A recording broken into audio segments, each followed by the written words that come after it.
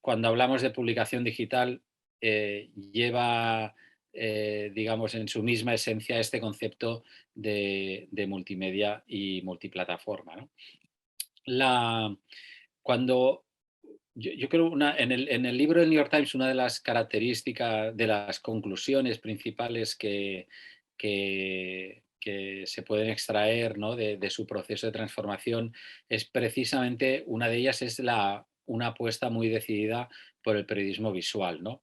Y ahora repasaré ese concepto un poquito con el ejemplo del New York Times, que nos va a servir un poco de hilo conductor, ¿no?, de esta parte.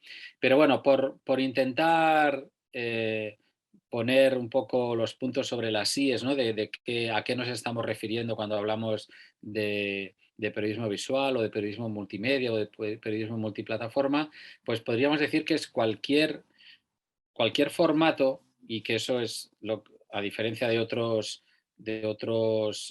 medios, como puede ser la prensa o puede ser la radio, puede ser la televisión, ¿no?, que tienen sus características propias. Pues el mundo digital precisamente lo que permite es una, una conjunción de todos estos formatos, ¿no?, y que se pueden utilizar en mayor o menor medida, pero que se pueden utilizar, ¿no? Es decir, que podemos crear productos que contienen, pues, los elementos de todos los otros medios, integrados de diversa manera, con el añadido interesantísimo de la interacción con los lectores, ¿no? Que de hecho, cuando uno va a las esencias, ¿no?, de cuando tienes que definir qué es Internet o qué es la publicación digital, estas características que estoy mencionando ahora son como los puntos de partida, ¿no? Es decir, que puedo tener todo tipo de formato, combinarlos, y puedo interactuar con los usuarios, ¿no? Esas son dos de las características un poco esenciales, ¿no? Eso ya en el terreno de los proyectos periodísticos, pues tiene una trascendencia muy importante, porque la clave al final es siempre eh, cómo cuán capaces somos digamos, de contar historias de manera atractiva, de manera interesante para el lector, de ayudarle a entender el mundo en el que vive, en el que vivimos, ¿no? Ayudarle a entender lo que pasa y ayudarle de una manera que además, digamos, el usuario pueda, por decirlo así, disfrutar con ese proceso, ¿no? O sea, que si se lo por decirlo en términos de entretenimiento, que si se lo pasa bien consumiendo ese contenido, va a ser mucho más interesante que si es aburrido, ¿no? O que si es...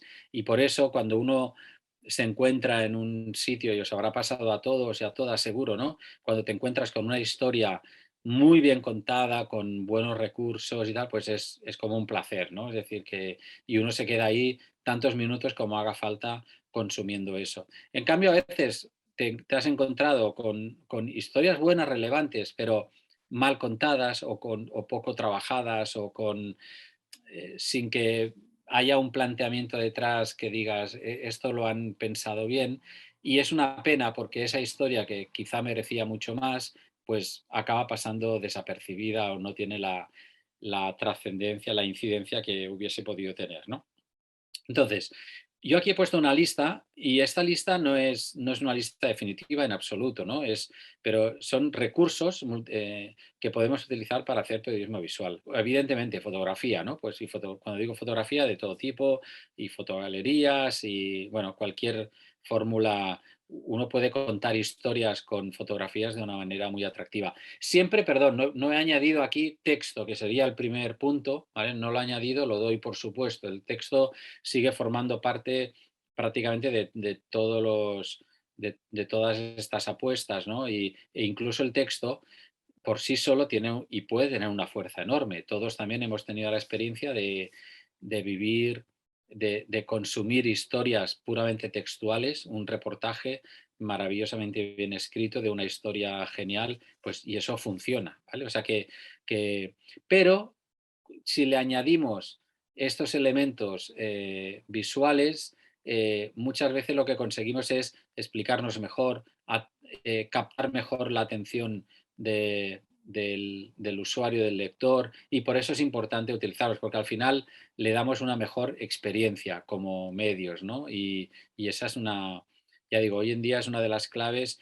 y más con la enorme competencia que tenemos de todo tipo, los medios, ya no los medios, no ya entre unos medios y otros, sino con cualquier otro actor que luche por también el tiempo de nuestros usuarios, nuestros lectores, ¿no? O sea, y ahí incluyo pues todo lo que os podáis imaginar, pues tipo las plataformas digitales, pues tipo Netflix o cualquier otra, cualquier elemento en el que, o las redes sociales, ¿no? Cualquier elemento en el que la gente pues pase tiempo consumiendo, quizá desde el móvil, desde la tablet o desde la computadora o desde el televisor, ¿no? Bueno, entonces, fotografía, video, evidentemente, ¿no? Y video puede ser desde vídeos cortos que utilizamos pensando en redes o en consumo en el móvil, a vídeos más largos o documentales, o bueno, y veremos algún ejemplo también, ¿no? Gráficos o ilustraciones que ayudan pues también a, a dar, digamos, a presentar, por ejemplo, datos de una manera mucho más atractiva y comprensible, ¿no? A veces un gráfico sencillo puede ser la mejor solución pues, para explicar alguna cosa. Interactivos, si a esos gráficos o elementos así visuales les damos un carácter interactivo donde el usuario también juega con ellos, tiene un papel que interviene, pues lo hacemos mucho más atractivo porque lo involucramos a ese usuario en, en nuestro producto, ¿no? Pueden ser mapas, pueden ser otras herramientas interactivas que pues cada vez existen más y hay muchas herramientas a veces incluso de plataformas que las ofrecen de manera interactiva, y aquí estoy hablando de, yo qué sé, de, por ejemplo, de tests, ¿no? O estoy hablando de encuestas o estoy hablando de juegos donde tengas que hacer un camino recorriendo una serie de preguntas y respuestas, en fin, cualquier elemento de estos, ya digo, y hay muchas herramientas disponibles, pues también es algo a considerar cuando nos planteamos este tipo de periodismo, ¿no? A veces hablamos de especiales cuando unes en un tema más potente, ¿no? Lo presentas bajo ese carácter de especial, que incluye muchos de estos aspectos posiblemente que estamos mencionando.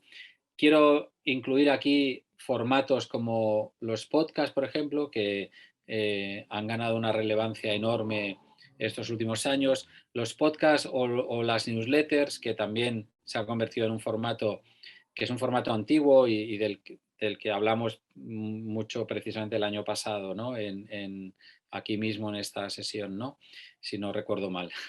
Pues las newsletters se convierten en un formato muy práctico, muy eficaz, que conecta muy bien con la gente, que genera un engagement enorme, ¿no? Y por tanto es un formato también a plantearse cuando uno quiere hacer una cobertura de este tipo. Y los podcasts, para mí la gran virtud que tienen es que es un formato que de nuevo entra muy bien en el día a día del usuario, se pueden consumir de muchas maneras, se pueden consumir mientras hacemos otras actividades, mientras estamos haciendo deporte, mientras estamos preparando comida, mientras paseamos, lo que sea, ¿no? Y consiguen además, es una experiencia muy, muy íntima, ¿no? El podcast lo escuchas tú tranquilamente, si es un podcast que está bien hecho y te gusta, pues suele ser también una experiencia pues muy, muy agradable, placentera, ¿no? Y bueno, y por tanto, de hecho en algunos medios se ha convertido en un formato maravilloso y hay medios, muchos medios potentes, grandes, que están haciendo una gran apuesta por los podcasts y igual por las newsletters, ¿no? Luego tenemos, evidentemente, un mundo que no para de crecer en posibilidades, ¿no? Que son todas las redes sociales con sus distintos formatos, porque primero era la red social que publicabas de una manera determinada, más o menos sencilla, no hace tantos años, ¿no? Pero es que ahora cualquier red social tiene ya distintos modos de publicar. No sé, si tomamos Instagram como ejemplo, ¿no? Pues tienes la publicación normal, pero luego tienes las stories, tienes los reels, y así la cosa va aumentando las posibilidades y la complejidad también para los equipos de intentar dar salida a todo eso de una manera efectiva. Y luego hay otros formatos que también están en auge. Aquí, por ejemplo, en el mercado español se han utilizado hace ya mucho tiempo y de manera muy eficaz. En otros mercados, por ejemplo, en Estados Unidos, pues se están poniendo más de moda quizá estos 2 o 3 últimos años, gracias a que el New York Times, el Washington Post y otros medios han apostado por ellos, que son lo que se llama los formatos live, el directo, ¿no? No el directo entendido como el directo de televisión, ¿no? Sino un directo donde a través de la web y utilizando distintos formatos nos van contando algo en directo que está sucediendo. Puede ser un debate en el Congreso, puede ser unas elecciones, puede ser temas, a lo mejor puede ser la cobertura sobre el coronavirus durante meses, ¿no? Pero en un formato directo, que cualquier novedad se va contando. Y ahí entran formatos, pues tipo, para entendernos, pues tipo mensajería, ¿no? Directa, ¿no? Como si fuese una especie de WhatsApp, donde periodistas del diario pues van comentando cualquier novedad, haciendo enlaces. A veces se hace imagen en directo de algo y periodistas que van comentando lo que está sucediendo y explicando y ayudando a entenderlo y a dar contexto, etcétera. En fin, y esto también, ya digo, es una apuesta pues crecientemente importante por parte de los medios, porque al final lo que buscamos todos los medios es intentar explicar de la mejor manera posible, de la manera más atractiva posible, aquello que queramos contar, en lo que sea nuestro ámbito, ya sea geográfico, temático, lo que sea, ¿no? Y por tanto, tenemos un poco la obligación de buscar con cuáles de estos formatos pues podemos trabajar, ¿no?